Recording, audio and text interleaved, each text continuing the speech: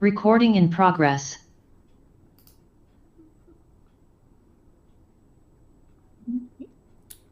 Good evening, everybody. I hope you guys are doing well. I hope you are as excited as we are. We are here to celebrate, yay, celebrate um, the birth of From Brokenness to Brilliance. And not only celebrate the birth of it being birthed into the world, but also celebrate that it became a #1 bestseller in multiple categories on yesterday.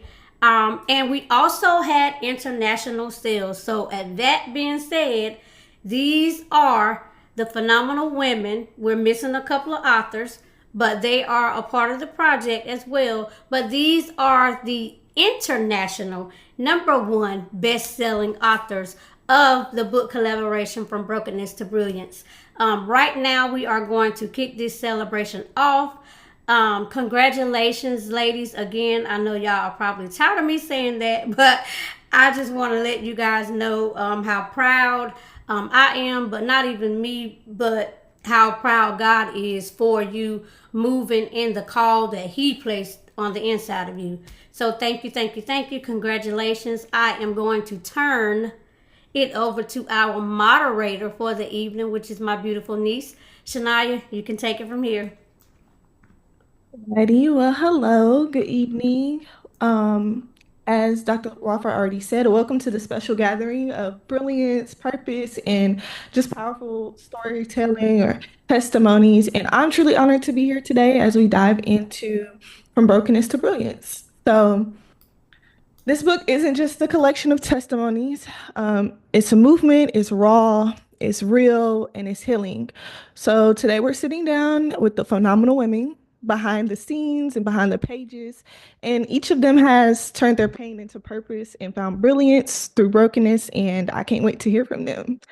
So just to kind of start it off, I just want to ask some like general questions for everybody and just feel free to answer. Um, so the first question that I have is, what inspired you all to share your story in this book? Okay, I'll go because it don't look like nobody else was.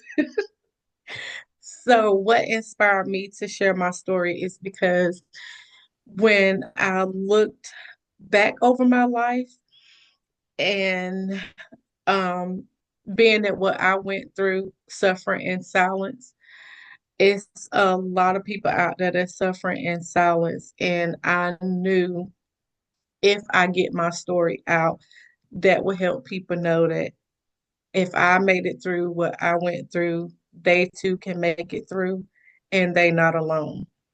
So that was my reason. I'm Okay. going to go ahead and piggyback off of what Dewana has said in terms of talking about silence. In my personal situation in my life, I have been silent for a long time, since I was a child. And so this book collaboration is very near and dear to me, particularly the story that I am sharing, because it does have to do with being able to find my voice.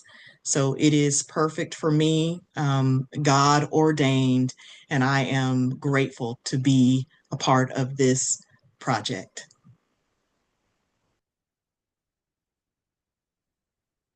Thank you, ladies. Those were both really good answers. Did anybody Um, else want to go? Okay. yeah, sure. It was important for me to be part of this book, um, because I want to be able to help who have been through what I have been through, injustice. I want to help them heal and know that they can elevate and evolve. That it's not the end of it. Sometimes it can be a fight, but you can do it.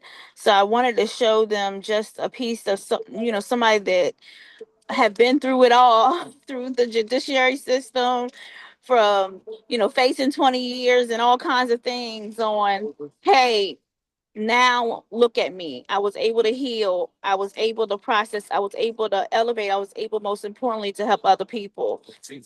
So that's why I shared my story. I was inspired to share my story, first of all, for myself, so that I could begin a deeper level of healing for me. And I knew that my story would encourage other women, other people to see that if I went through what I went through, anybody could. The God's grace, God's hand was on me throughout everything that I went through with.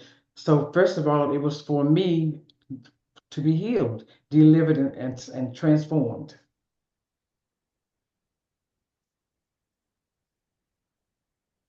Thank you, ladies, for sharing and answering that question. So I do want to ask one more question to the group. And just what would you, if you could go back and speak to your broken self, what would you say now that you have some clarity whereas that you didn't have previously? I don't mind answering that. I think that I would tell my younger self that it's going to be okay.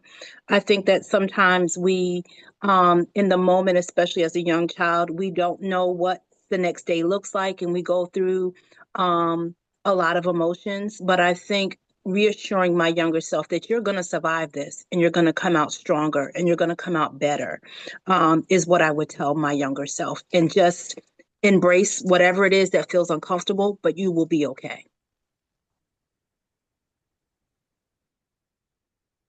That's good. That's good. Did anybody Um, else want to interject? Okay. I would tell my younger self, my broken self, is, um, girl, you gonna make some mistakes. You gonna be counted some nasty people. They're gonna do some things to you, but you're powerful. You're strong. You're beautiful. You're intelligent, and you're going to survive. You're going to survive, and you're going to help many people.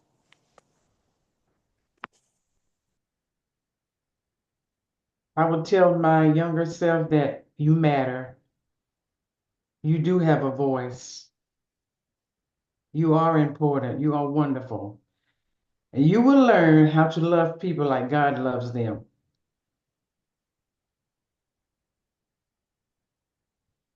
Oh, and being me is enough. So I think that's important as well. Sometimes we're in our we go through all of our pain, and sometimes we forget who we are or what we're supposed to be, or we're trying to be other people.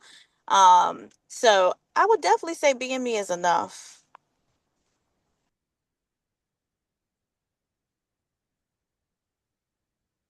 Absolutely. Was there any others? If not, we'll go ahead and go forward with the next question.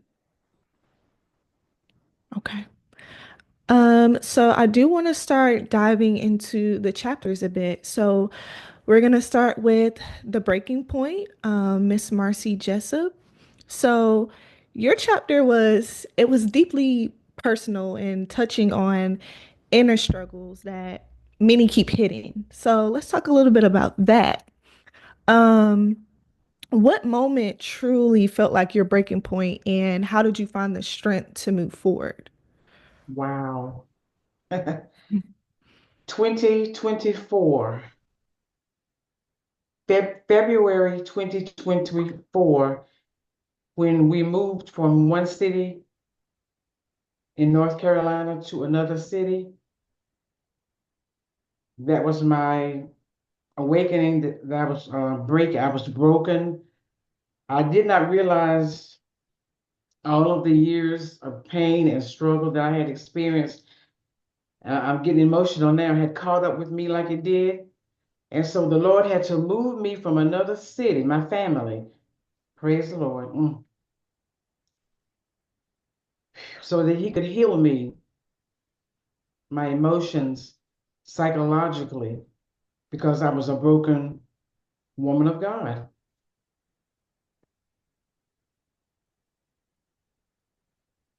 And what advice would you give to someone who feels stuck in their breaking season of life? My advice would be to have a prayer life, know how to talk to God and tell him how you feel. He's your friend, and you can tell him and talk to God and worship, prayer and worship. Those were the weapons that got me through. Spending time alone with him. Once I recognized more through his word who he was, that I was finally able to find my identity through the word of God.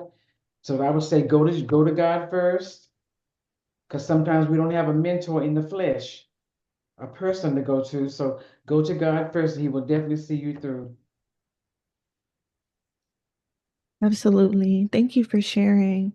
We can definitely see and feel the emotions. So I'm very grateful to even to be able to have read your story and to, get some, because I'm a younger person, so to be able to get, some insight of, okay, when this type of thing is thrown at you, okay, you can navigate through this. There are other people out here that have gone through this. So this isn't where it ends. This isn't where it stops. So thank you for sharing. Um, so we're gonna go to the next chapter, and it is titled In the Depths of Despair. So that was Pastor Yolanda Pinkney Coleman. Sorry if I pronounced your name incorrectly, but Pastor Yolanda, you brought us into such an honest space around grief and recovery and loneliness. So let's dive into that journey just a bit. So my question to you is, what helped you most in coping with overwhelming grief and loss? Um, so I just want to say I'm excited. Thank you, Dr. Wofford, for having me on this platform. It's been truly a journey and challenging at the same time. As I was writing, I came across a lot of challenges, especially delving into writing about losing my mom as an only child. So me, I was in a really, really bad space, um, being alone. Some people grieve because when they have family members around them, and it was just me, and I was challenged. Having over 29 years of recovery was tested. I mean, I've been through a whole lot in my life. So one thing about it, I know I like to medicate or isolate and medicate. And so I couldn't do any of that. And that was just something, people were like, yeah, let's toast, let's drink, let's smoke, let's do these things to, numb the pain. And so I had to really I had to go through a process of saying, okay, I need actually somebody on my job, because my mom passed and I went right back to work as a teacher, fifth grade teacher, and we were in testing, and I just was just numbed and just there and like a shell.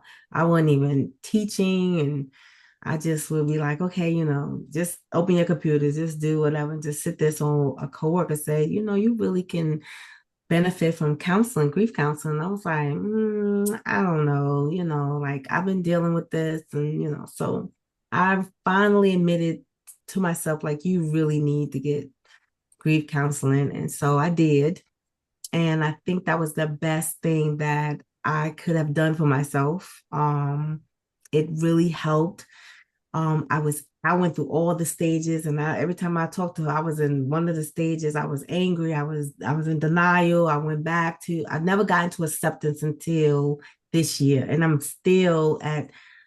It's like the holidays coming up, so I just go through those roller coasters. But one thing she told me was, have your moment, don't let it have you. You can have your moment, but don't let it have you. And I had to continue to say that. And she even shared, is this a rock situation, or is this a Play-Doh situation? Is something you can manipulate, something you can change, or is it nothing you can change? And she was like, you have to look at those different experiences when it comes. Is it a rock, or is it a Play-Doh?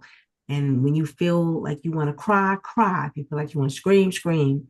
And so as I'm writing about my mom, I even told her, like, I didn't even cry when I wrote. I cried after.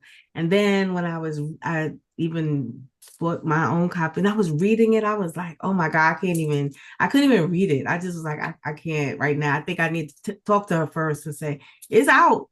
I need to talk and process, how I go through this to be a reader of what I have written. Because writing is one thing, but then when you have to go back and read it, it's like, oh, do I really want to open that boom back up? Do I really want to experience it? I mean, it's joyful, but even when I want to call somebody and say, I wrote this, but I just like, I don't even have that experience. So it was very, a hard place to go, but I thank God, for his mercy and his grace that he allowed me to go through without picking up. And that was the biggest thing for me, because we can go into places where you just want to do what you need to do to cope.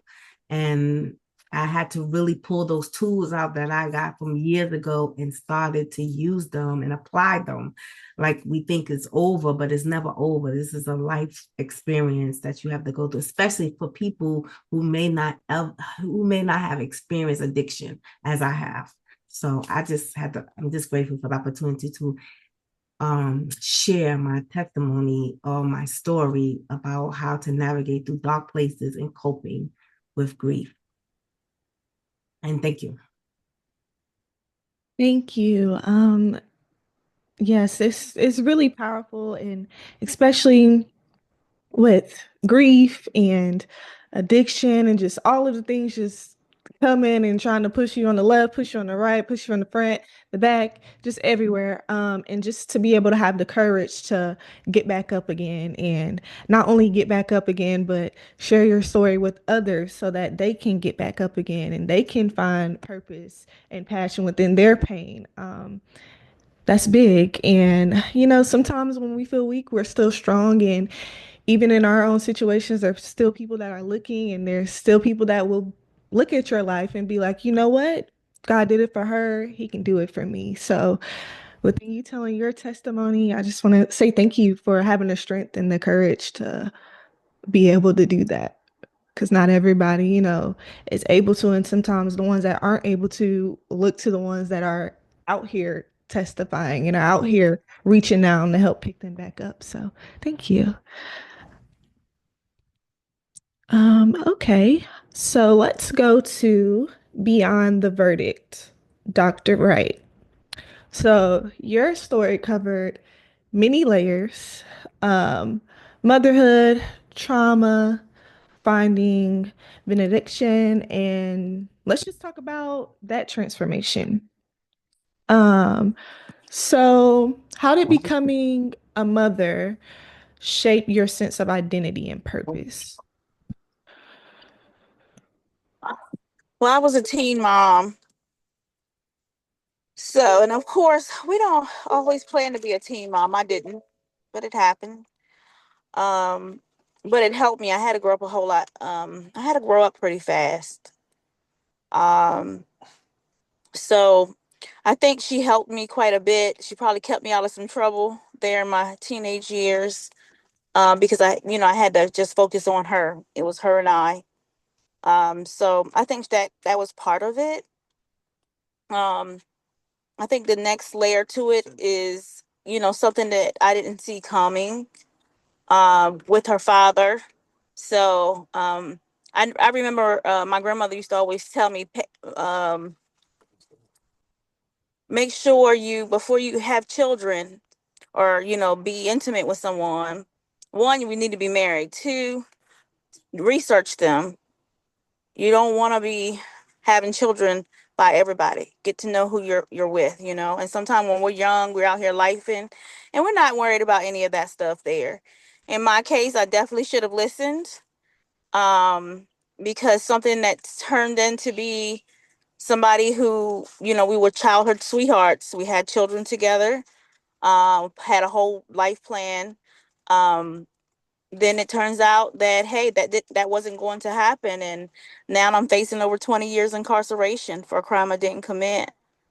So I would say life got real rocky real quick. Showed me a whole lot of lessons and taught me how to fight as well. It was one of those things that I had to learn how to fight without fighting. I had to fight back. I had to fight the judiciary system for decades, for years. Had to fight for my daughter to make sure I get her back, try and protect her. Um, so being a teen mom into and then rated 18 starting my adult life, being faced with the injustice and the judiciary system really, changed a lot of things about me. A whole lot of things.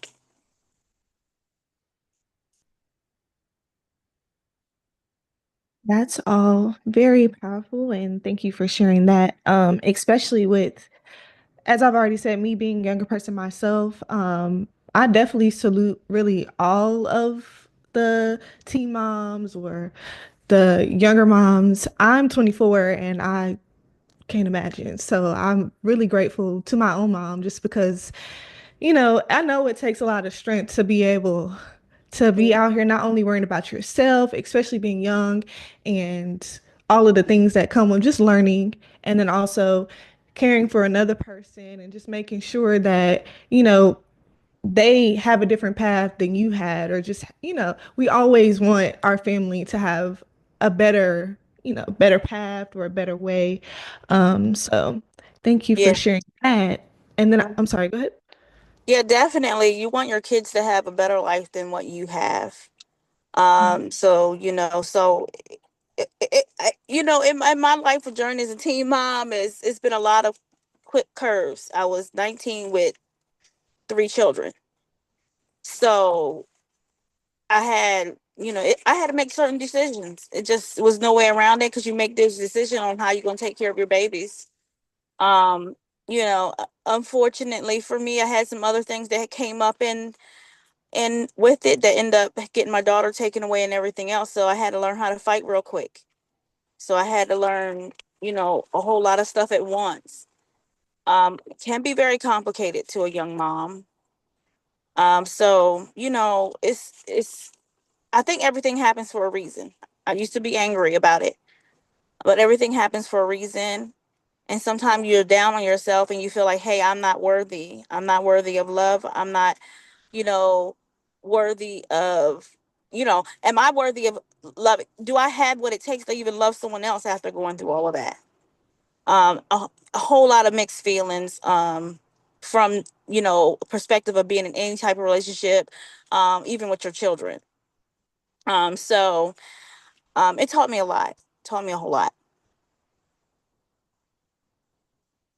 Absolutely. Well, thank you for sharing and, not just sitting down, but taking a stand and now using that strength to share wisdom, to share advice, even through like becoming an entrepreneur, just using all of the strength and all of the tools that you have to just be the best version of yourself, rather than just sitting down and just letting life just take hold. So thank you for that. Thank you for sharing. Thank you. Of course. So now we're gonna get into turning pain into purpose. Miss Dewana Alexander. So you wrote powerfully about surviving abuse while serving others. So I'd love to hear more about that path. So you described helping others while hiding your own abuse. How did you find your own way out? Um, so I found my own way out because it had to be out in order for my kids not um to save my kids, because I never want my kids to feel like violence is what it is. Um so that was my why. I didn't do it for me. I did it for my kids.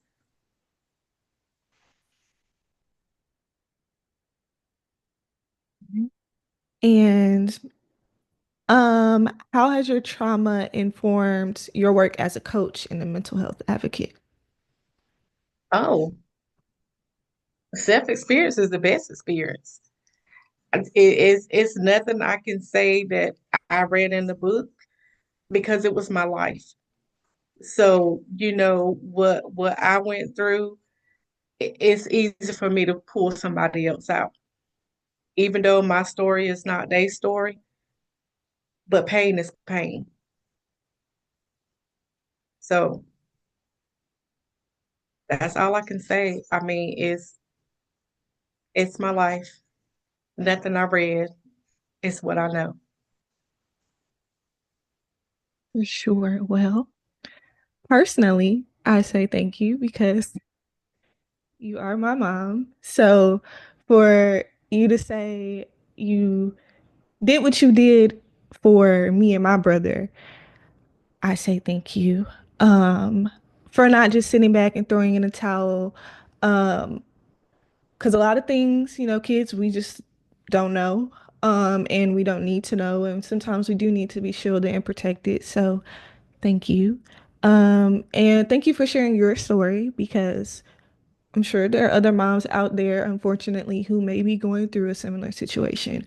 And within that situation, they can know that it's okay. It's not okay, but everything will be okay in the end. And that I'm fine. Look at me. Your kids will be all right too. Um, thank you for sharing and thank you for protecting me. Um, so yeah, if you don't have anything else to say, we're gonna move forward. I do have something else to say. Um, no thanks needed, because at the end of the day, that's my job as a parent. I haven't always dotted all my I's and crossed all my T's, but one thing is for certain, I'm gonna always make sure you and Juwan is okay. That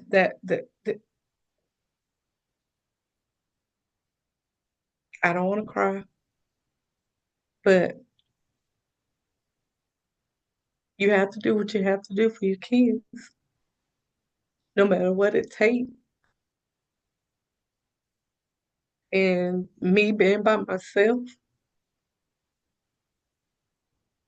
I missed out on a lot, but you were still able to graduate. You were still able to accomplish so much. And I sit back and I think about if I would have stayed and I couldn't have y'all thinking that that's okay because it's not. I couldn't even allow y'all to see it. And you didn't know it until you read it in the book. Because a lot of times, for a long time, I was a made up mess. I covered up my pain with makeup, but I had to do it for y'all. And I don't regret it at all.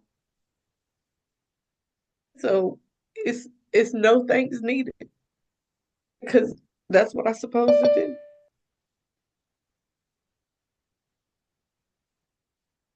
Sure. Well, I know you said no thanks needed, but thank you. I really do appreciate it. And y'all know I don't like to cry. So at least you didn't put yourself in the old folks home. You made it, girl. But I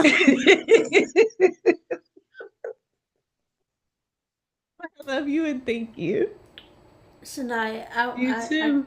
I need to interject real quick.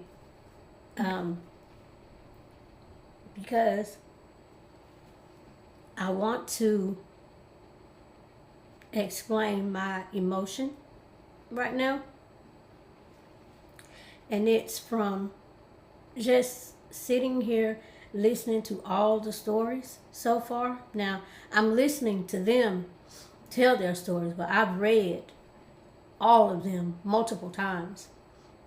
And so I knew that when I say that these ladies laid their heart on the pages, they poured their heart into the pages. They understood this assignment, and they understood that it's not about us. It's not about worrying about what they're going to say, how people are going to perceive us after knowing our full stories.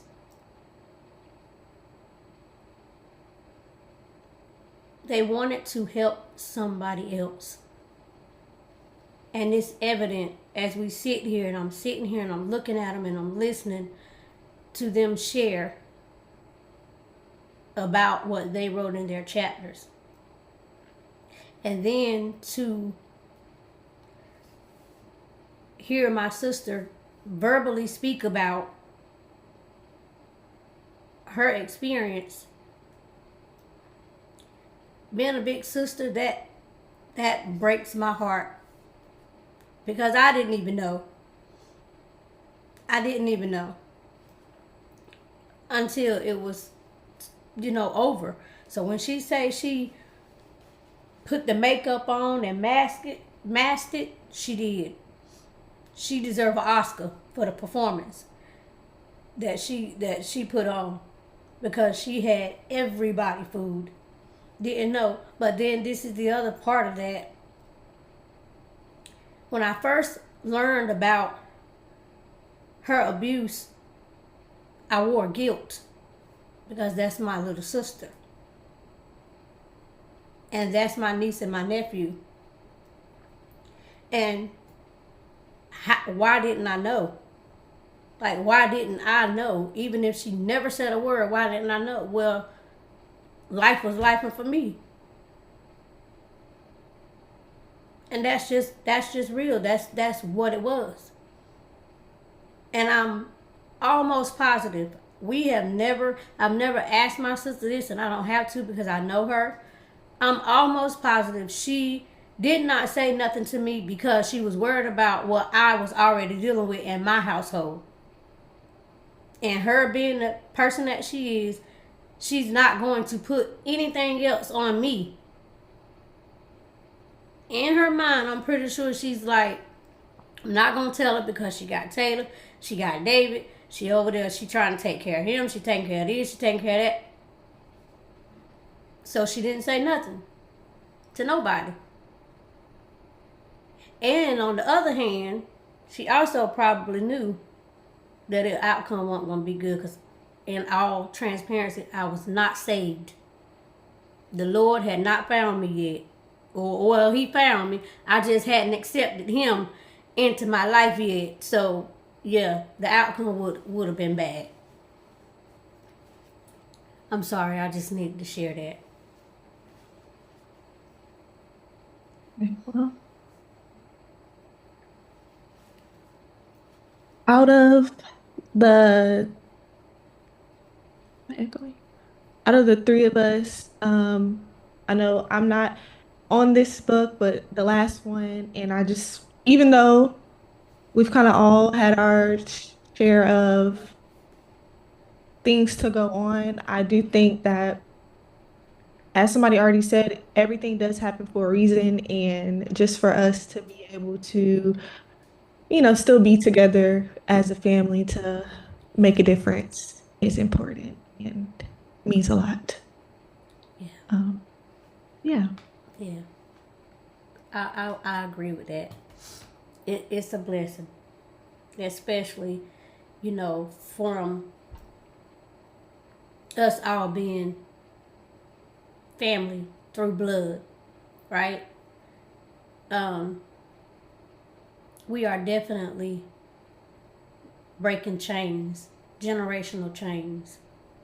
We are freeing our entire bloodline. Yeah. For generations to come. Exactly. Well, I'm a big fighter, so what's up? But anyway, getting back on track. Okay, so we're gonna go on to Cultivating Passion and Confidence, Dr. Kayron Graves. So, your work and your story are such an encouragement to women rediscovering themselves. So, my question to you is, how did you begin rebuilding your confidence after pain and hardship? That sounds like such a loaded question because confidence doesn't always come easy, right? And some of us have to sit in a place of brokenness.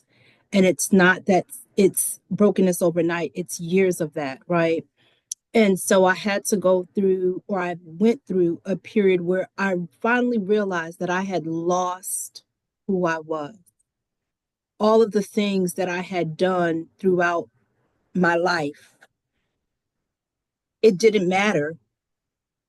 I couldn't see it, but I knew that there was a root cause for why I dealt with things the way that I did.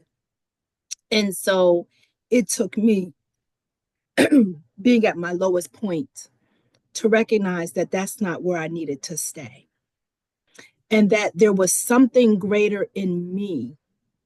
And it made me think of a program that I was placed in when I was in high school called Great Potential.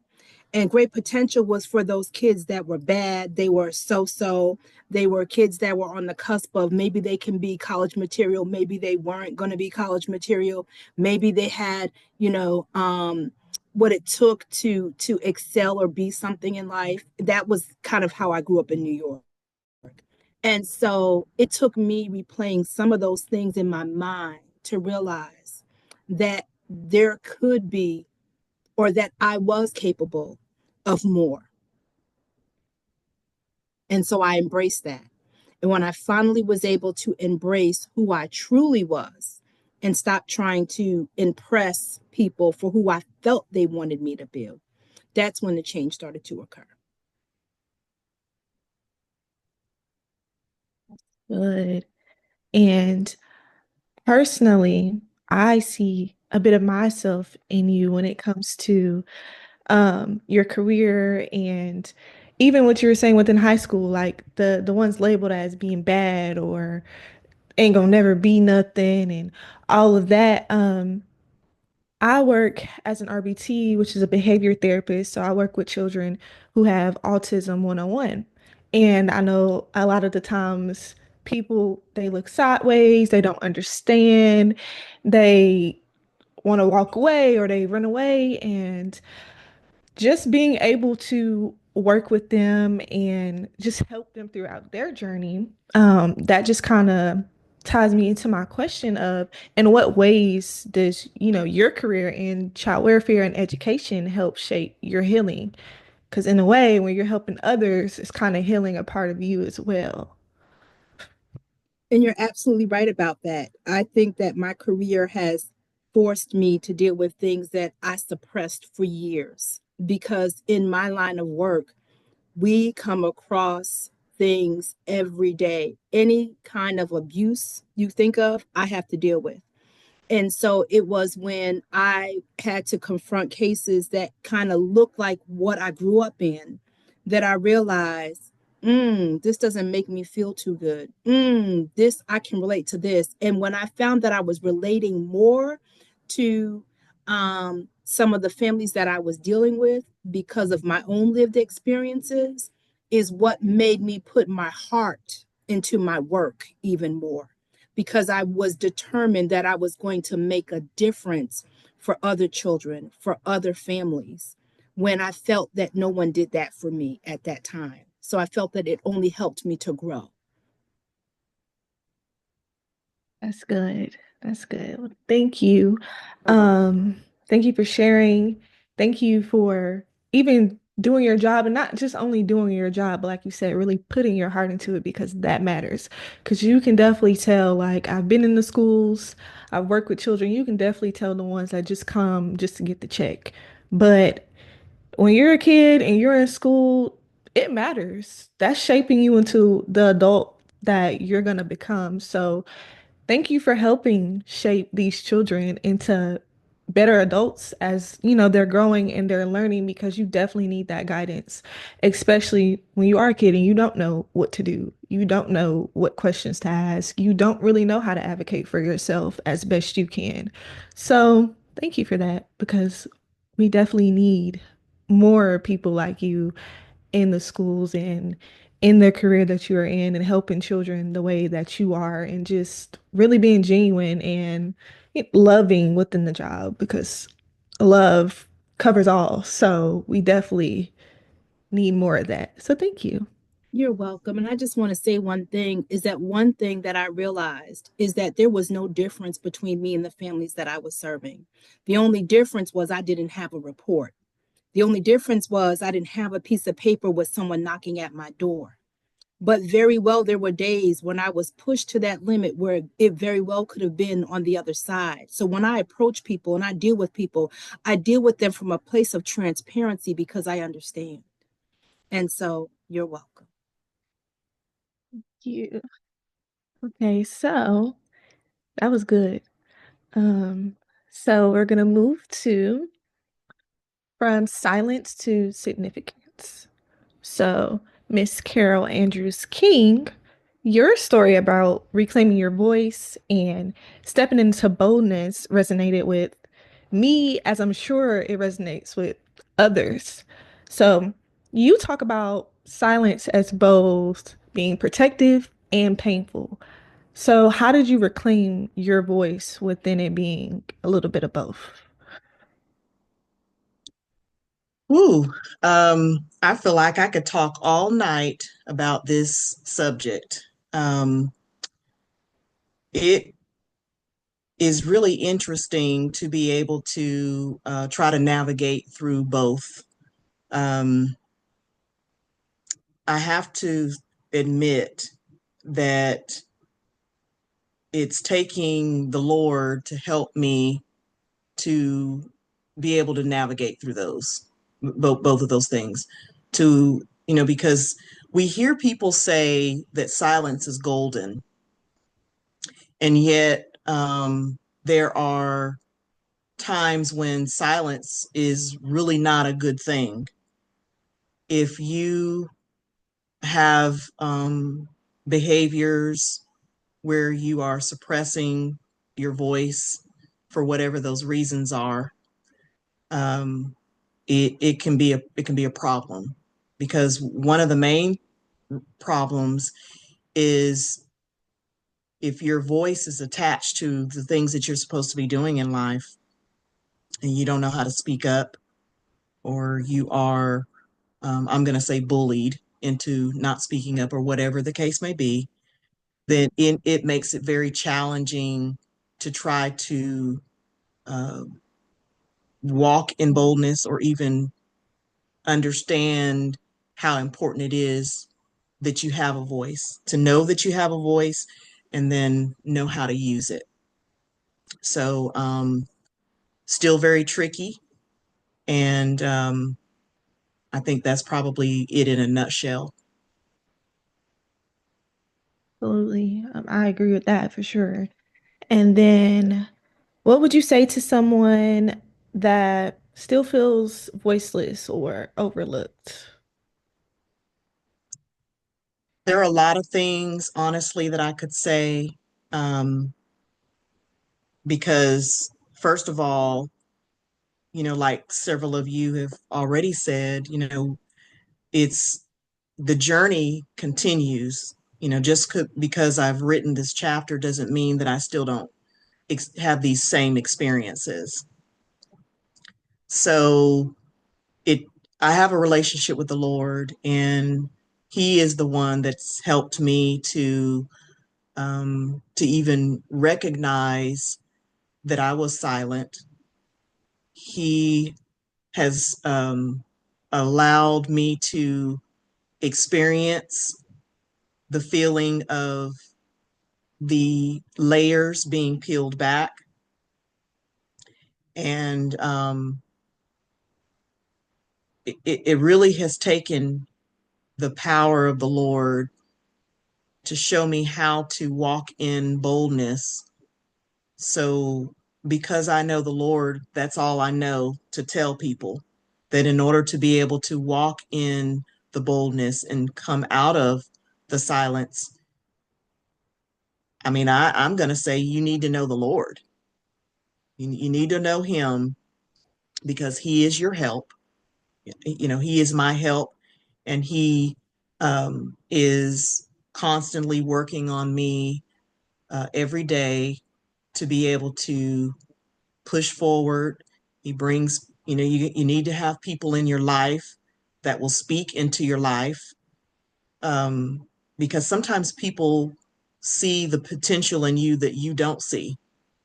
And so when God is placing you in positions, in spaces, in places where people can see your significance, that's a big help, because then you begin to say, oh, okay, I do have a voice. I can speak up. And it just takes a lot of baby steps. Don't think that you can just burst out and then suddenly be changed. Change takes time. So there's so many different things that I could say about it, about that subject. But definitely tapping into God and his strength, a strength that is not your own, is going to be absolutely key to be able to walk forward from silence into significance. That's good. Um, Thank you for choosing not to be silent, not to just sit back and just let it all take hold, but to be birthed out and not only, do what you had to do for you, but being able to come back and be like, you know what, let me see who else I can come grab. Let me see who else I can encourage to trust in God, to wait on the Lord, that everything's going to be all right if you put your hope and your trust where it belongs, and that is, in fact, in God. So thank you. Definitely appreciate and had a joy being able to go through and read your chapter, and just thank you. Thank you. Right. So we're gonna go back up a little bit and talk to Dr. Wilson. Um and I it wasn't just an introduction. It was a full testimony, and thank you for pouring your heart into it. So my question to you, Dr. Wilson, is you speak about being chosen to carry a heavy burden. So what advice do you have for others who feel overwhelmed by the weight of their own pain or their calling? Ladies, good evening. I'm so sorry. Peace and blessings, ladies. Good evening. I am in motion. So you literally called my name when my exit came up. I'm getting off right now. That's why you can't see my face. I'm gonna pull right over. I'm pulling up to the hotel. Um, just trying to be safe and honest. Um, could you please repeat what you said to me? Sure. Because I want to be clear and concise when I answer your question. Of course. So I was just saying how you speak about being chosen to carry a heavy burden. So Mhm. what advice do you have for others who feel overwhelmed by the weight of their own pain or their calling? Um, let God be God. Don't fight the storm. Sit in it, cry in it, um, be in it, because the quickest way to a straight line is not to try and go around it. Just go straight. Go straight. When destiny is destiny, is nothing we could do about it. It doesn't matter um, how many degrees you have, what the doctors know, what the teachers know. When something is destined to be, it is going to be. When God has to um, pull you to the side and place you and sit you down to give you a lesson, to put you through some particular circumstances or pain, or um, speaking for myself from my testimony and the forward, the last 2 years that I've had in my life, um, experiencing something that I've never been through before, something that um, no one that I come in contact with has been through either. Not even the funeral director, who I've dealt with numerous times over and over again, um, in 2022, ending of 2022, 2023, 2024, losing most of the pillars in my life, my mother and my brother and my sister and my first cousin and an uncle, just to name a few. I realized that um, in that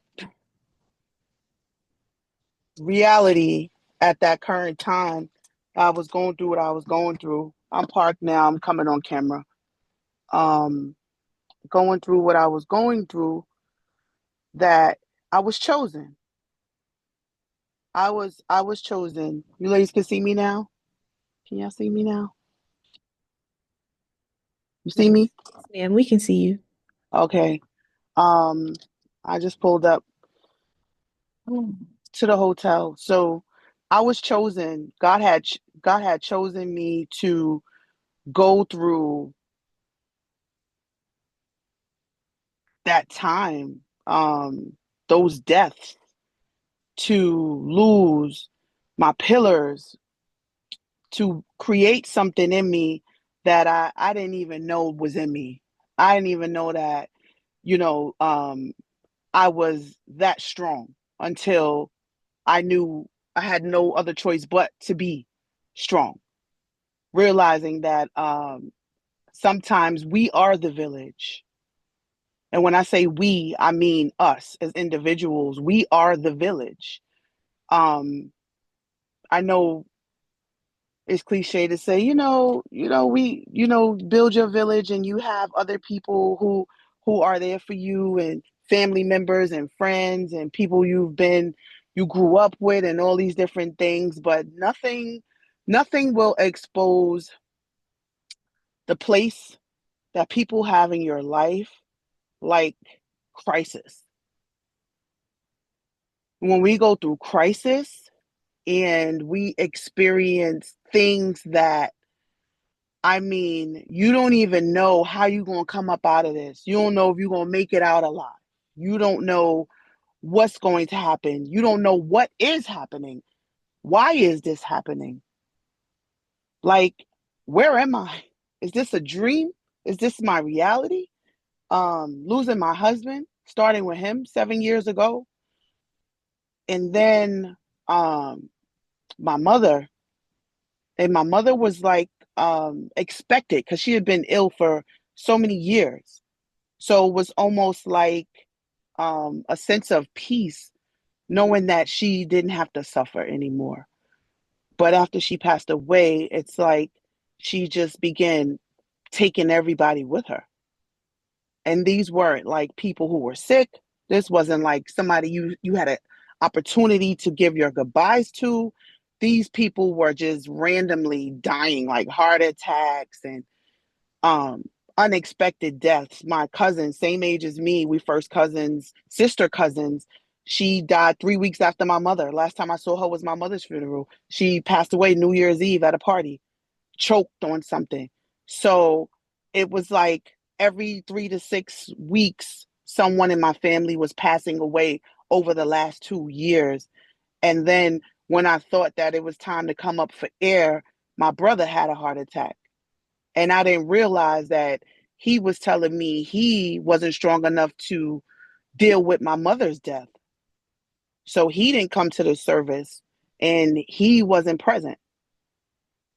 And I was angry with him for the first time in our lives because he didn't show up. I'm the baby. You're the oldest. You need to be here. So I felt like he was making excuses, not knowing that he too was losing life. I was losing time and losing months because he really couldn't take it. So he died of a heart attack. And my sister died the morning of his funeral. So just when I thought that, I'm like, God, you really like, this is what we doing? You got me out here. And he was like, well, why not you? What you thought this couldn't happen to you? You thought that you was, this was beneath you? Like you couldn't experience this? No, there's more. So I'm like, what am I not doing? What am I not doing? I do all I need to do. I don't rob. I don't steal. I don't set people up. My intentions are pure. I pour. I have a big heart. I'm doing the most. I'm the street doctor for a reason. I'm outside in the streets. I go where people don't want to go. I give to the homeless. I pour back. I mentor. I coach. I lead. I teach. I give away all that I could give. I put you first.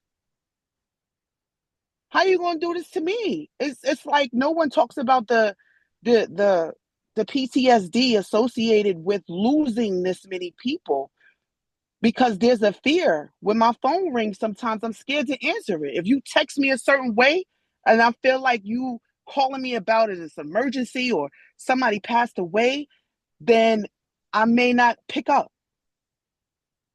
because that's kind of like what it been like. That is what made my testimony what it is. Even now, and Doc, you know that I'm a realist. That's how me and her connected. We connected as just being real, and we still have yet to hug each other. But even now, I am in a storm. Even now, I am in a storm currently where I thought, all right, I could come up for air. No, the enemy was still not done with me, because every morning your feet hit the ground, when he has a trap for you and a trick for you or something, and he wants to bring you down and destroy you, he don't stop. He does not stop. So just when I thought I could come up for air and I could be okay, all right, everybody passed away and there's no more people aren't dying or whatever, and then he just seeping right through your children and try to take your children and their mental health. So not only are we dealing with the grief from that, and then I'm dealing with the grieving, living relationships for the people who God has exposed through all I've been through. Like, you don't need to deal with this one. You don't need to be talking to that one. No, that is not your village. You are your village. I'm your village. God had to show me. I'm the village. So all the people you thought you had and you could use and call up and they would be there for you. Lower your expectations, sis. Change your beneficiaries. You don't need to leave them in charge. They can't handle it now. What are they going to do if you're not here? I had to get a reality check. He sat me down all of 2024. I had limited mobility from my birthday till 2 weeks ago. I had knee surgery. I had a double torn meniscus. So I had to sit down after the 2 years I had, and I thought I was celebrating my birthday in last June. And I did all of this fancy stuff to go to Mexico and did all this VIP treatment. And I went drinks in my room and my room on the beach. My foot hasn't touched the sand, because when I got off the plane, my knee gave out. So I sat down the whole week and I thought about my life, and I thought about how I put me last, and I thought about all the people I put in front of me, and I thought about how I'm always getting back to me, and I thought about what am I going to do, and I thought about I'm 48 years old. I'm 52 from 100. Then I thought about all the years that I had behind me, that I have more behind me than in front of me. And I realized that it was time to put me first. So I spent the entire year this year not being able to stand on both feet silently, not walking normally like I usually would, can't run up a flight of stairs like I usually do. I'm in a townhouse. My bedroom is on the second floor. So I have to go up about 30 stairs just to go to bed. So I'm up and down the stairs. I'm doing these things. And each time I'm just checking the box with all of the nudges that God has given me. Pay attention. Get yourself together. Stop getting around you. Put you first. You ain't good if you ain't good to nobody else.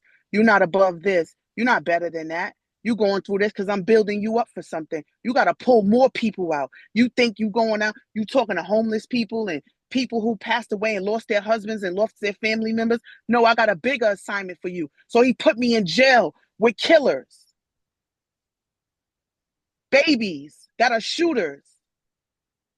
Now go in there and pour into them. Go in there and shift their mindsets.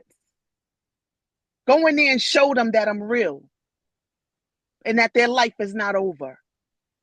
Go in there and sit down and minister to these young girls that are 13, 14, 15, who mothers tried to murder them when they were babies, who got raped and had twins, who are 14 years old facing double murder. Go in there and minister to them.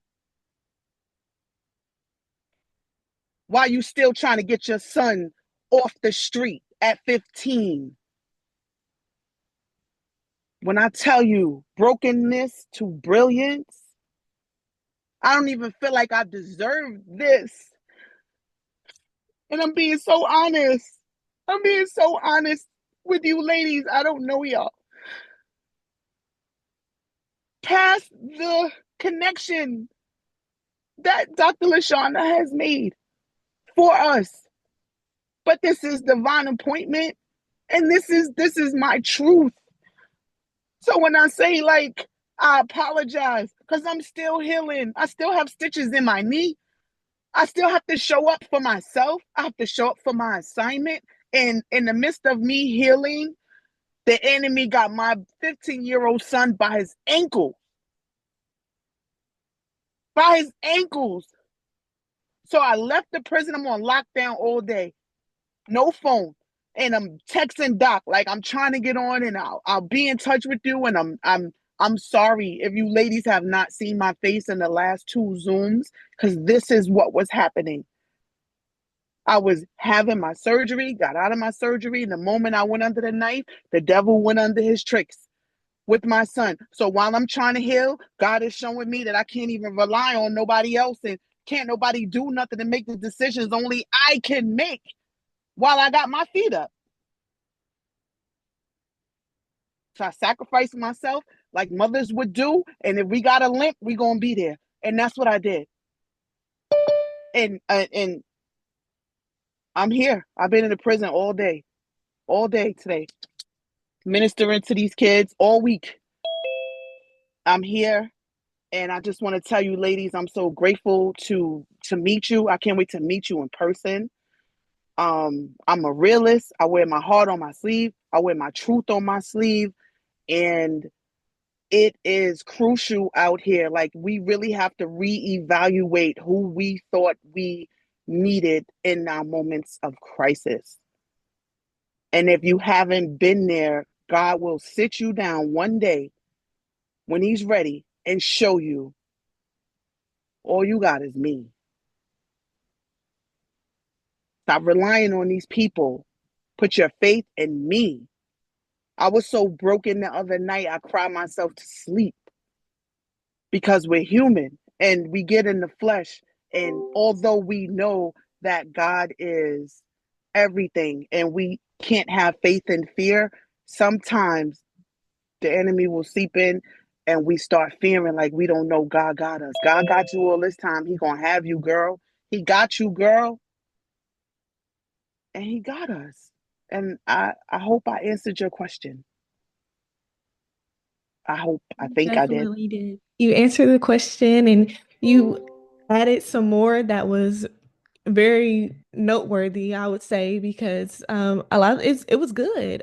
So thank you, just for sharing your Thank you. testimony, for answering the question. You did answer the question, and just having the strength to be able to, within your own journey of storm and rain and winds, still being able to and willing to encourage others. So thank you. You're welcome. Um, Before we move on, Shania, I need to say something to Dr. Wilson. Um, I want you to know that you are deserving to be a part of this book project. There couldn't have been anybody else to write the foreword for this book but you. And let me tell y'all how aligned this was and is. She did not have any context, anything other than the title and my vision for the book. And she delivered the foreword. She did not read anybody's chapter. All she had was the title and my vision, and that's it. So you are deserving to be on here. And nobody else knew what was going on with you. I knew what was going on with you. And you was present in the moments when you could be. You are human, and you don't ever have to apologize for being human. Not in this space, because we understand. You've gone through so much in the last 2 years. And this is another assignment that God had for you.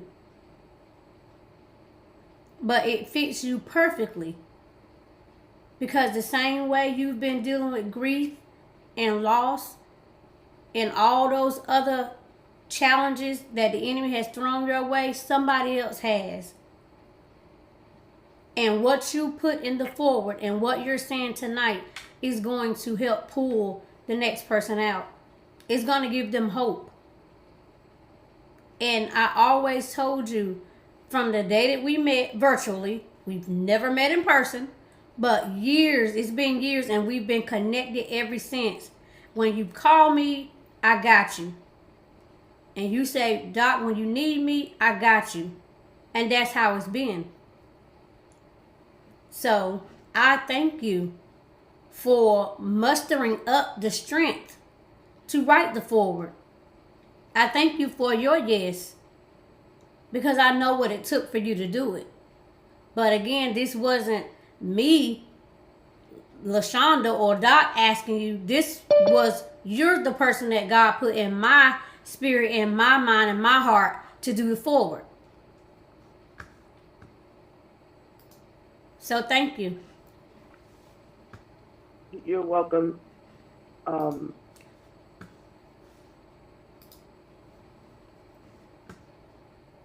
I don't know if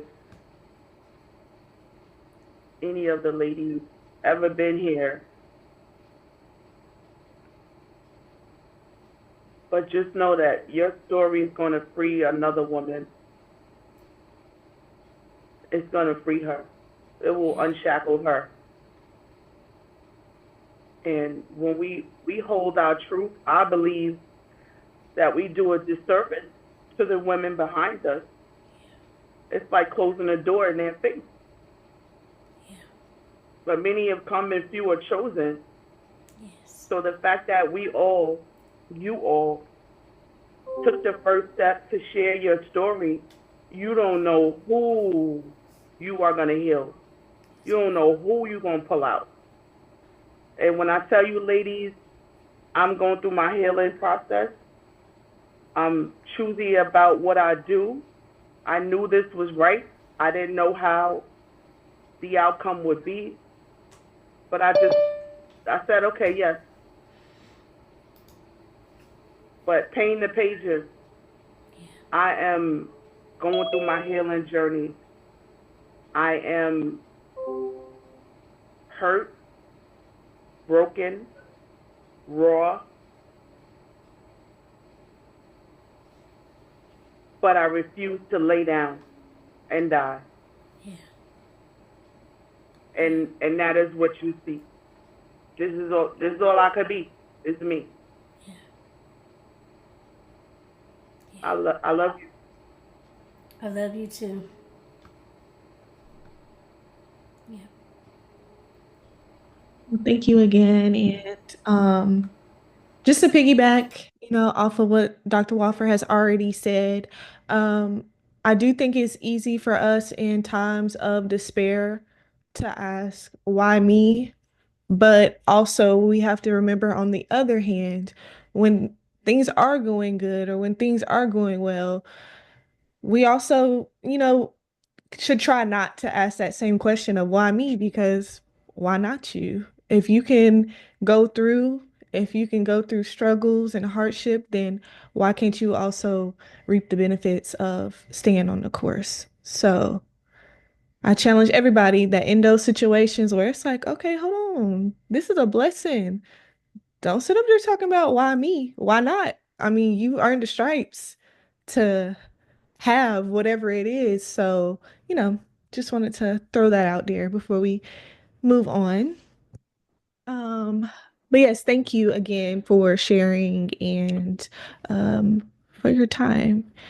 And then just to kind of go back a little bit, so we're going to get to Dr. Lashonda Wofford, the visionary author. So I have a couple of questions for you. And the first question being, you emphasize the power of community.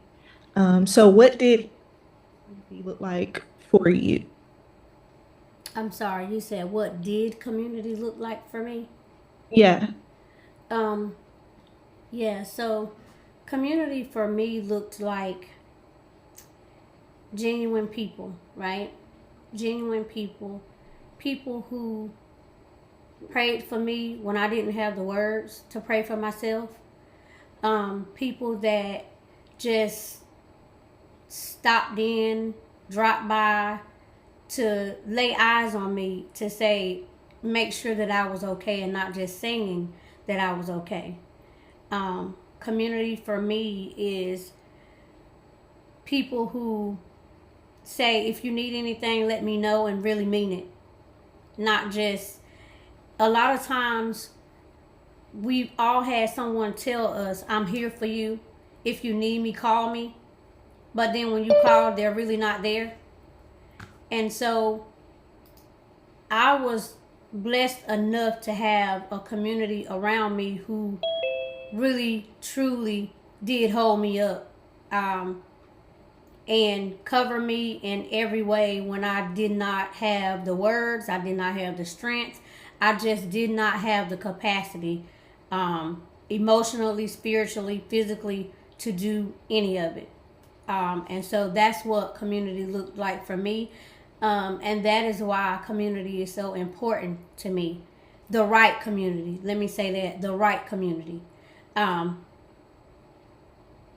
God will put the right people in your life when they need to be there. And a lot of times because we've been hurt and we've been mishandled and mistreated previously from other people, we tend to make those new people suffer, or we block them out, and we don't allow God to use them in the capacity that it was meant for them to be used in our lives because of the past trauma that we haven't dealt with. And so the right community is important. And I know for a fact without the right community around me, I would not have made it through. I would have because of God, but again, I leaned in and I accepted the community that I was blessed with. And so that's what it looked like for me.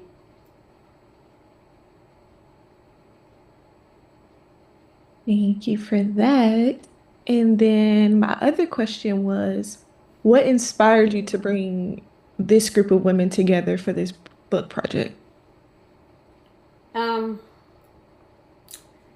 so my inspiration always comes from downloads. Like my ideas, I call them downloads because that's what they are.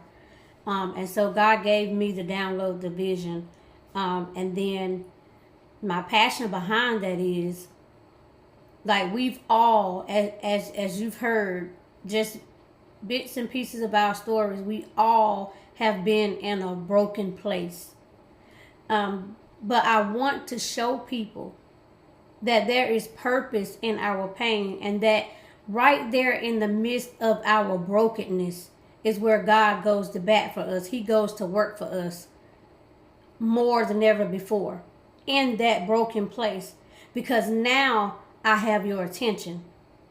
Now I have your heart. Now I have total control of you, and I have your focus.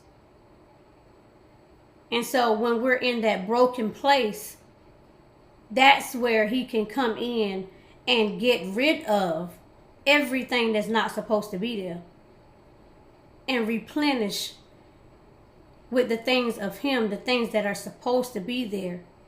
And that is when we can see the purpose in our pain. That is where we no longer question God about why did I have to go through this? That is where we learn that the things that we're going through, they're not even about us.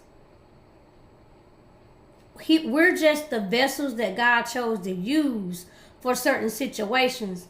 But it's not about us. It's really not. It's not about us, and we're not in control of any of it.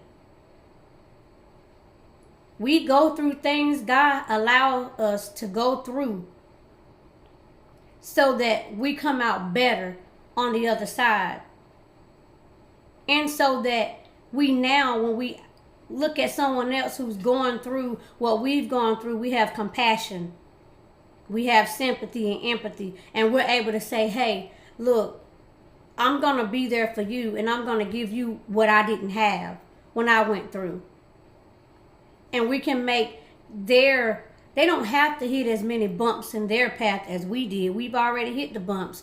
We've already gotten all the knots on our heads from the experience. So let's make this path a little smoother for the next person. We can't take away anything that God has in their journey that they're going to go through. They have to go through it.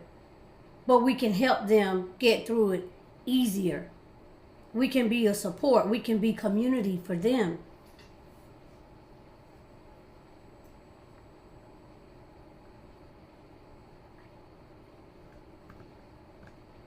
Thank you. I definitely agree that community does matter, especially when it comes down to the topics that we've discussed. When you're alone, it just makes it, a lot harder. We've all experienced, seasons of being alone and seasons of not having anybody to turn to. And isolation isn't always a bad thing. Sometimes it is good.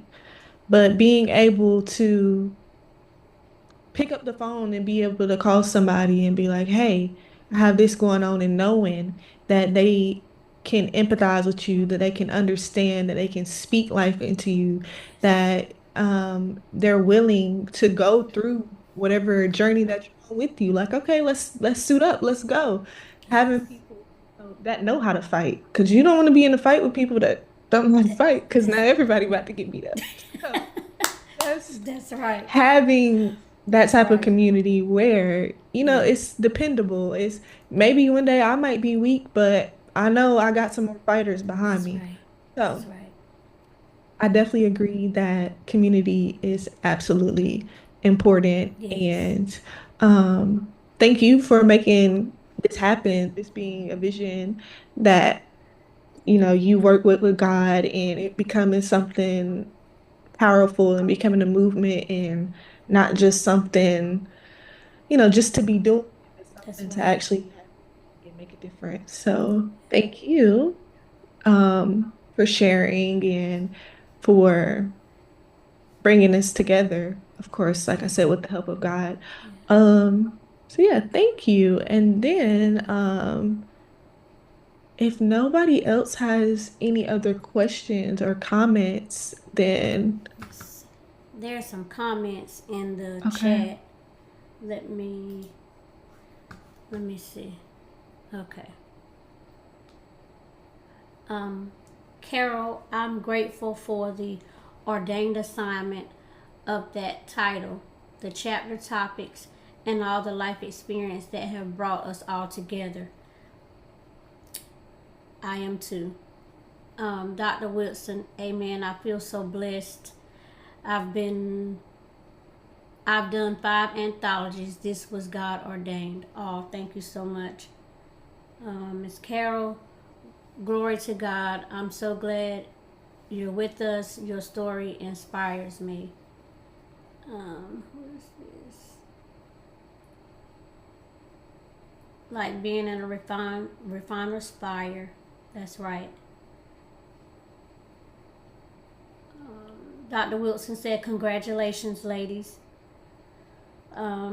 Pastor Yolanda, you are an inspiration, and thank you for sharing. Okay, those are all the comments.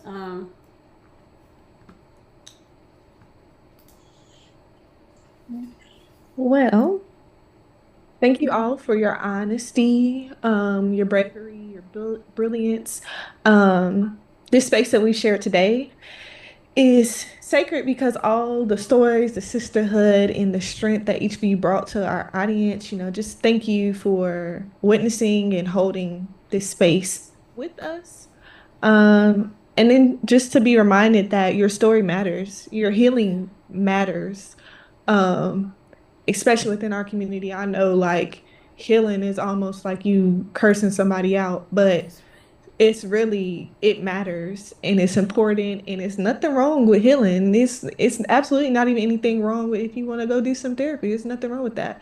But just making sure that you do what you have to do to heal because when we heal, we're better people. We treat people better, and we're an example for others. And then just that brilliance is already within us. Sometimes it's hard to see that, it's hard to find that, but it's there. It'll always be there. And sometimes you just gotta do a little soul searching. Yeah, let's keep walking in purpose. Let's keep shining. Let's keep turning brokenness into brilliance because this isn't the only time or brokenness isn't behind us to be truthful. We're gonna come into some situations where you might be broken again. You might be back down again, but you have that experience, you have this community to get back up again. You know what it feels like to be down and get back up again. You know how to fight.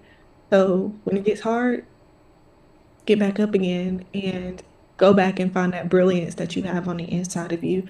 And always remember that no matter what, speak life over your dreams, over your healing, over your future, because your words have power and your story is still unfolding. It's not over until God ultimately says that it is. And until then, keep on doing what you got to do. And always remember this really get me through. At the end of the day got the end. And if it ain't gonna matter at the end of the day, ain't no need to stress it, ain't no need to worry about it. Just let it be what it's gonna be and keep it pushing. So yeah, thank y'all. Thank y'all for having me. And bearing with me because I am a little silly sometimes, but thank y'all. Well, thank you, Shania. You did an amazing job. But before we end this, I want to do a round robin so that each author can just tell everybody where they can find you. Give them any last words of encouragement, just anything that's on your heart that you would want to say before we end this celebration. Please do so at this time. I guess I will call. Yeah, I'll call people. Yep, that's what I'm gonna do. All right, Miss Carol, I'll start with you and we'll go around. All righty. The first thing that I want to say is I'm truly grateful to be a part of this book project. It has hit me in places that I didn't know needed to be.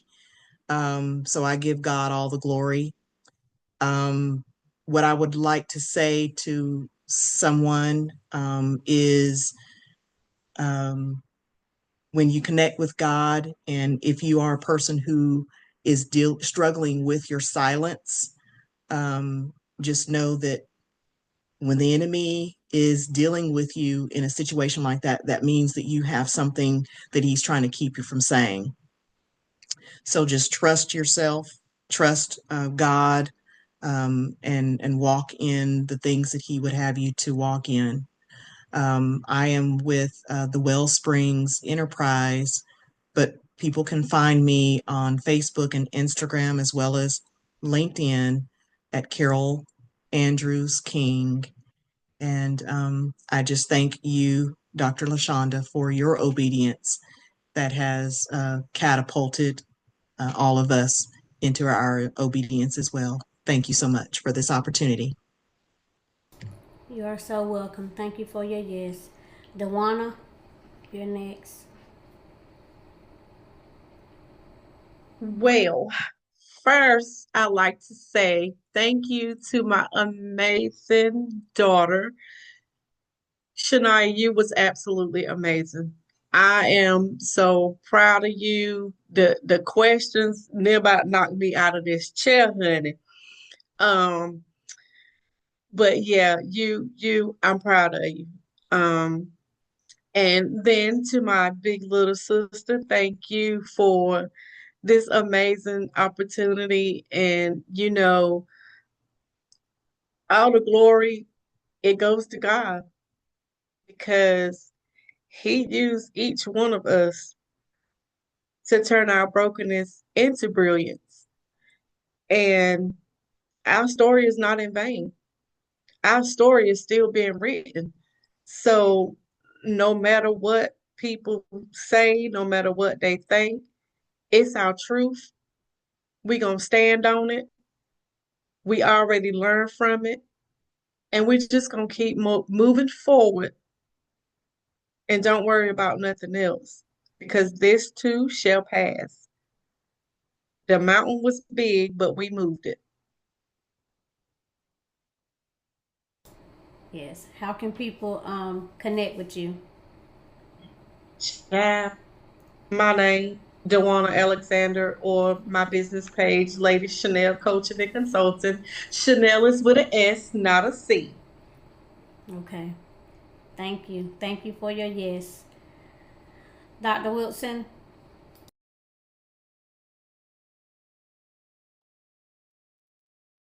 I would like to say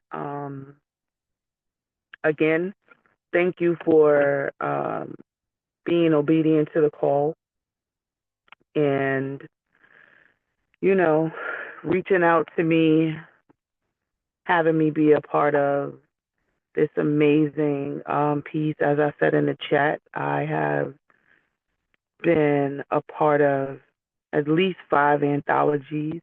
And I want to say that this one I know for certain is God ordained, and that God has stirred this pot and he is in the mix. You were born to do this, Dr. Lashonda. I know that we've met people and we know people and we network and we cross paths and things of that nature.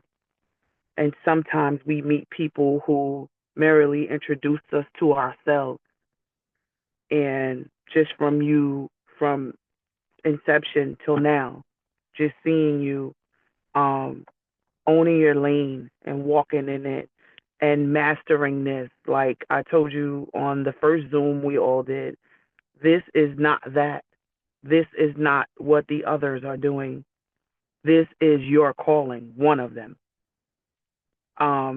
The way you operate, your professionalism, your empathy, your sistership, your godly words of encouragement from just everything. You were just born. This was part of your gift package. You know how we all got gifts.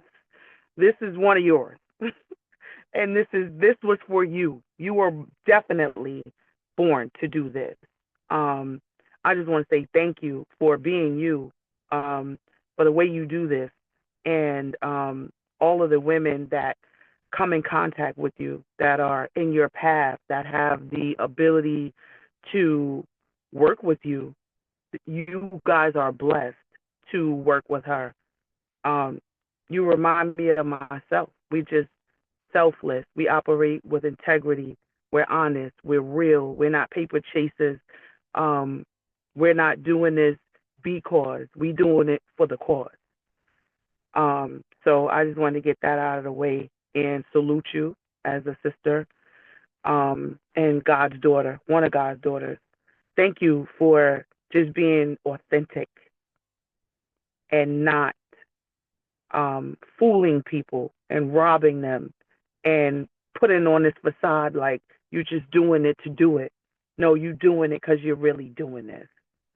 And to any other young girl who may see this Zoom later or tomorrow, just know that you are greater than your biggest mistakes. You are greater than the biggest rumors about you. And you have a purpose. We all have a purpose. And no matter where you are today, that is not your ending. You create your ending. And just know that God will never give up on you, no matter how dark it is, how lonely it may seem, how broken you may feel. Hang on to God. Just hang on to God. If no one else is there, hang on to God. Hang around people who remind you who God is. Cling on to those people. And just know that you have a purpose. And we're here for you. And we love you. And as our beautiful narrator said, this ain't the epitome of our brokenness. The longer we live, the more we'll go through some other things that have come across our tables. But I pray that we stay connected in this, and this isn't the end for us. I hope this is not just a project, and we do a signing and we sell some books, and we never see each other again.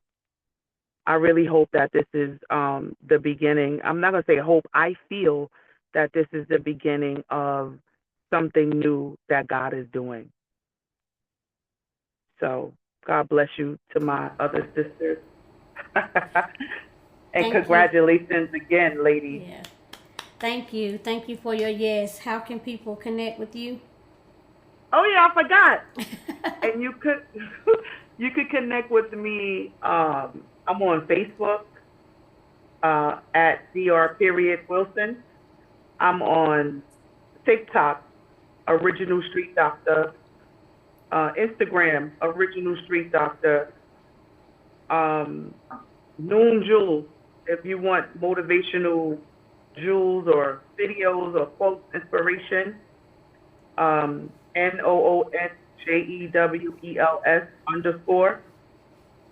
And I am at drjacquelineWilson.com. Where else am I? Also on Facebook at Jacqueline Wilson. I requested some of you ladies the other day. And don't mind me. I have like 16 pages for every different thing. So I'm giving you the direct ones y'all can connect with me. And I'll give you my number too if you want it. All right. Thank you so much. Dr. Iris. Hi, ladies. Thank you, Doc, for doing this project, allowing me to be involved in this project. This has been a journey for me with these last 2 years, and this just added more to my journey, another part of my journey, as being an author. Helping people and all that kind of good stuff. So being the voice for injustice has been a very, very important part of my life. Helping people and just sharing our stories, because there's so many people that cannot share their stories. They don't have access. They don't have the resources. So it's important for us as we continue our books that we continue to sell our books. We continue to hold events around our books and get involved. Use these tools, the brand, to get in other rooms, because we don't know who needs to hear.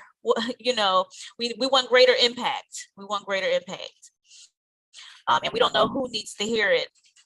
So that's what's special with all of these anthologies. And I thank God just for our divine connection. Just meeting you, doing stuff virtually, then meeting you in person, and just becoming really good friends and support of one another.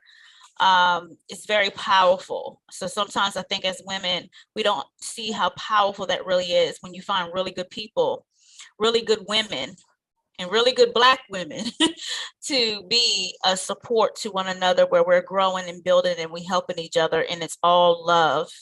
It's selfless. It's nothing, no competition, no, it's just collaboration and love, friendship. So I'm so thankful to be a part of this book, and I'm thankful to just share the journey with you as I am within the next book. I'm thankful to know you as well and know your story. Sometimes when people see us, they don't know our stories. So they just see what they see, you know.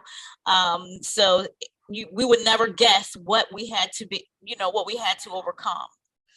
And, you know, when I first heard your story, I had no idea what you had to overcome, you know, and being able to be in a place of healing to where we can actually hear and understand where you've been, and what we had to overcome. I think sometimes when we're hurting, we don't actually get it.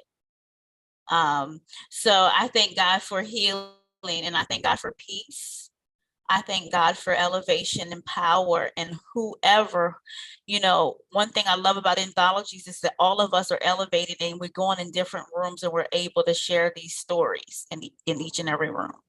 So I'm so thankful for all of you ladies. Congratulations. And I just want to say, you know, one quote that I always say to myself in my process of healing is, and in my story is, when a woman finds her strength, she finds her identity. So sometimes it takes for us finding that inner strength so we can be able to find out who we are and what our purpose is. Once we find who we are, we find out what our purpose is and what God has for us, and we no longer have to question them on that anymore. So I'm thankful. I appreciate you, Doc, and I'm glad I could make it in here today. Thank you, Doc. Thank you for your yes. How can people get in touch with you? Sorry. That's okay. So guys, I am celebrity co-author Dr. Iris Wright on social media, author Iris Wright on social media and on Instagram as well. And of course, you can go to sales at Iris-Wright as well. And I'm Real Talk with Iris, so as well. So I do a lot of things, but you can catch me somewhere around there. Thank you so much. Miss Marcy, you're up.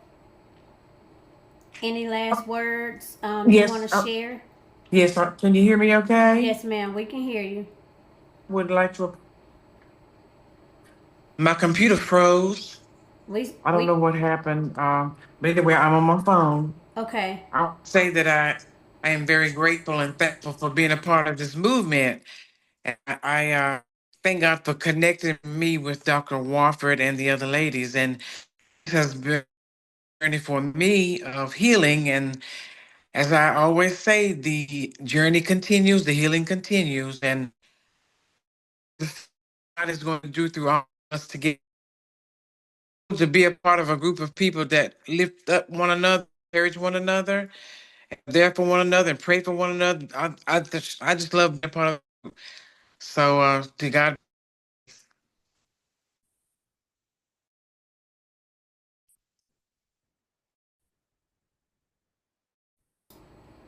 You froze. I froze. You're back now. Sorry, I don't know what's going on over here. That's okay. Okay. But I'm ooh, I thank God for being a part of this group and for connecting me with Dr. Wofford and all of the other ladies. I hope you can still hear me. We can. We can. To be able to write a part of my story, my journey has been nothing but healing for me. And as I like to say, the healing, it continues. And I just thank God for all of your stories. And it's wonderful to be a part of a group of women that uplift one another, that encourage one another, and are here for one another. I haven't seen anything like it before. So I just thank God for what He's going to do through all of us. Yeah. Thank you for your yes. How can people connect with you? Marcy Jessup on Facebook, Marcy Jessup, and then Finding Freedom Consulting Services as well. Okay. Thank you. Um, Dr. Graves. Good evening again. And I just wanted to just thank you, Dr. Wolford, for just having the vision. When you have these downloads, they're not small, they're big. And so I thank you for encouraging us to walk in faith and to trust you in this process. And so I can't thank you enough for bringing me along with you again on this journey. One thing that I will say to encourage each of you is to keep going.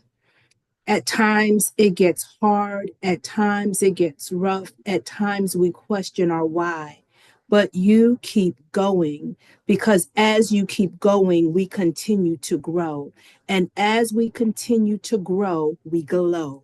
And so we are in that season where the glow up is real. And so I just want to encourage each one of you and everyone else that might be listening. You go, you grow to glow. And so I congratulate each and every one of you. And you can reach me at Pushed Towards Purpose on Facebook, which is my life coaching. On Instagram, it's Push Towards Purpose. And like everyone else, I'm on TikTok, and it's actually Push Towards Purpose as well. So we're going to go, we're going to grow, and we're going to continue to glow. And I wish each and every one of you the best. Thank you so much for your yes. Thank you. Thank you. Thank you. Pastor Yolanda.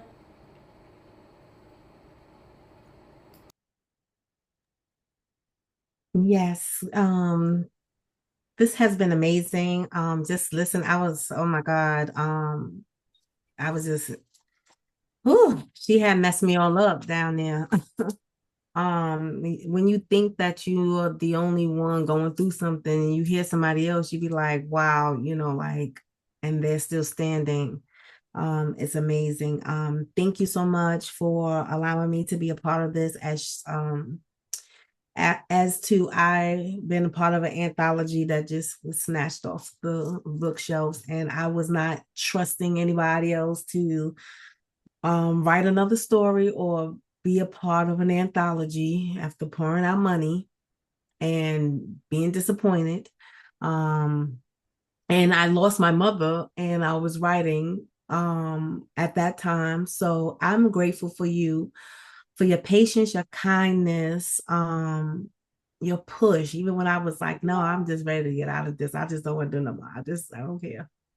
And you didn't even like, okay, well, you like pay me no attention. And that just, your integrity, I admire, and I don't connect to people because of their names and their popularity. I watch people, I see how they operate. You were supportive to your sister at the dwarf was, and I just was like, wow, this is really amazing, to be connected to some women who really support one another, who push one another, celebrate one another, not jealous, not just tolerating, but appreciating. And so I just really thank you for your humility, your integrity, your hard work. You on here. I could be at work and I get notification because I remember last time I missed a lot of stuff because when you're at work, you don't can't be, try not to be on your phone, but you have been really pushing us, pushing this book, this movement. You've been really pushing, and you've really been keeping us informed. You've been working. I mean, you've been diligent. You haven't slacked nowhere. And I appreciate that. That is just amazing. And just to see when you just celebrate us and say, we international, we are the deaf, grief. I mean, just all the categories. I was like, oh my gosh, that is amazing. I said, this is my first now. I'm really excited, that I'm in the first of these things. And so it's all because of the Lord, and we give him honor, because I know you wouldn't been able to do any of this without him, and we wouldn't been able to sit here and write these stories without God's grace and mercy. And I'm just grateful for allowing to share in my time of grief and bereavement, and walking through that process. And again, just listening to everybody that's on here and their stories. I'm just like, and just watching all these women, like she said, glow up is just amazing. And I'm so grateful to be connected. And I'm grateful to see what's going to happen next. I know you have a part 2, but I'm celebrating the part 1 because, just like when you always doing something first, what's coming behind you, I know it's going to be greater, but I feel like this is just magnificent. And I don't think it's nothing going to compare to this right now.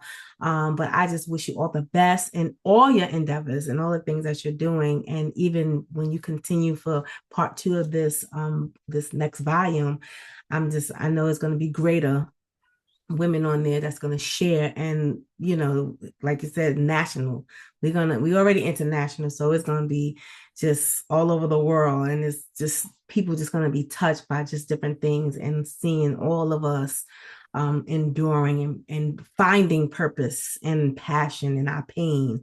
And so I'm just grateful for that. And me too, I have a quote that I always share.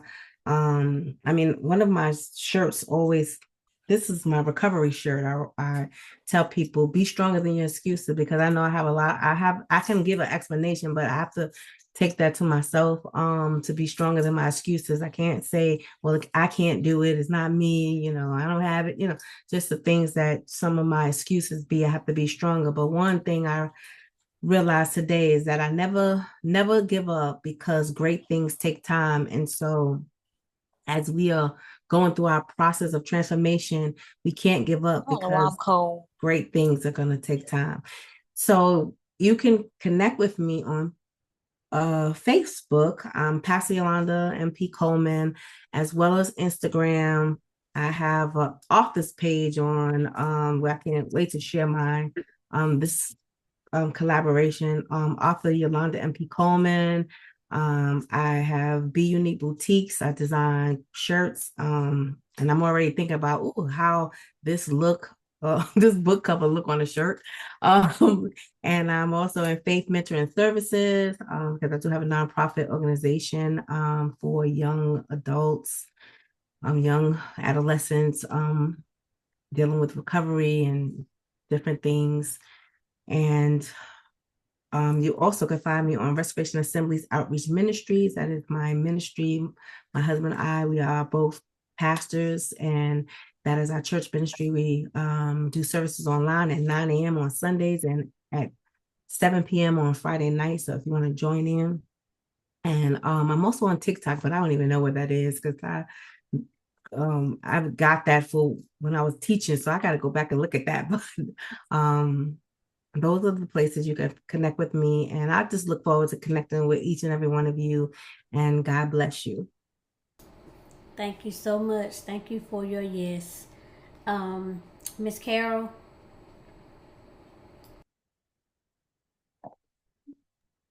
Yes, ma'am. Any last words, and tell our audience how they can connect with you? Oh, I was first. Oh, you've already went. Okay. All right. So everybody has gone. Nicole has been here with us. She's a guest who is just in here supporting us. We had a few more, but they dropped off. Nicole, do you have any comments, any questions for any other authors?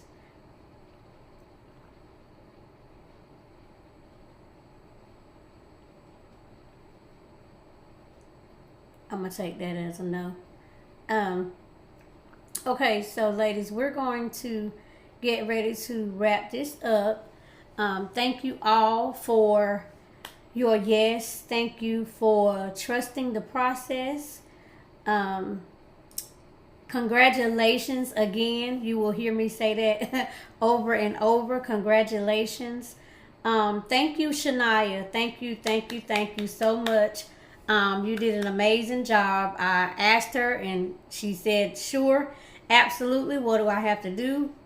Told her what she had to do. And of course, she definitely understood the assignment. So thank you.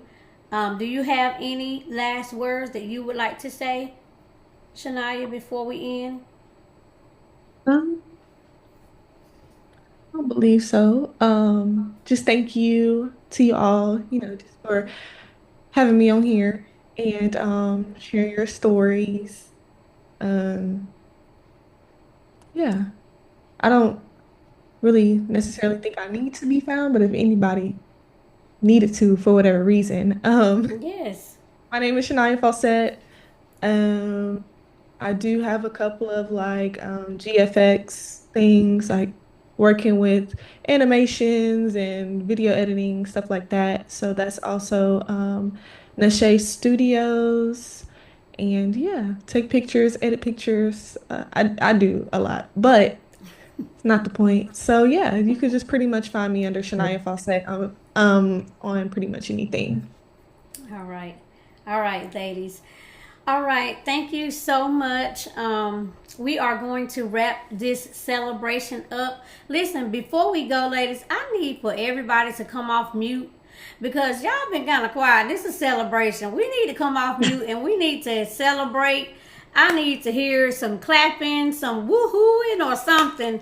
Just come off mute and celebrate yourselves. Like, give yourselves a round of applause. Yes. Congratulations. Yes. And congratulations Hallelujah. to each and every one of you. Wanda, where you at? If you don't come off of mute. Yes. My sister trying to be cute, y'all.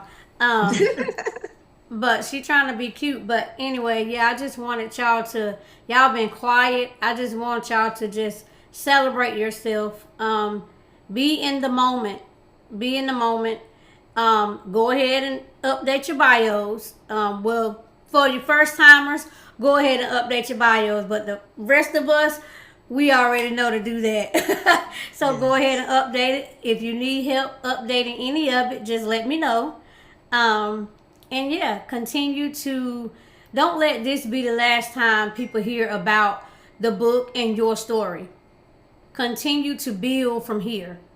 Continue to build. We're going to have our in-person book signing in June. So there'll be more details to come for that in-person book signing and just a celebration to where we can come together and y'all get to meet each other and just fellowship and just celebrate this accomplishment that we've done together collectively. So yes, and again, congratulations, ladies. Thank you all so much for joining. Thank you for your yes. Shania, thank you again. I got you. And Thank you please so. share in the groups too when you guys have like something for the books, Yes, workshops, or your own, your own signing or something. So maybe some of us can show up for you as well. that's right.